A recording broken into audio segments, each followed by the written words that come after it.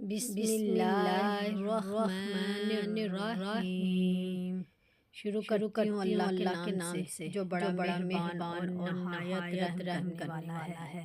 حضرت انس رضی اللہ تعالیٰ عنہ نے سورۃ نجم کی اس آیت عند سدرۃ المنتہا کی تفسیر بیان کرتے ہوئے فرمایا، نبی اکرم صلی اللہ علیہ وآلہ وسلم نے ارشاد فرمایا، میرے لیے ایک بیری کو بلند کیا گیا کہ جس کی انتہا 7ویں آسمان پر ہوتی ہے۔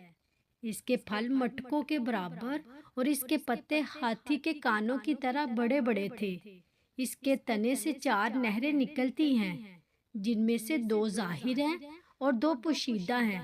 حضرت انس رضی اللہ تعالیٰ عنہ کہتے ہیں، میں نے پوچھا، یہ کون سی نہریں ہیں؟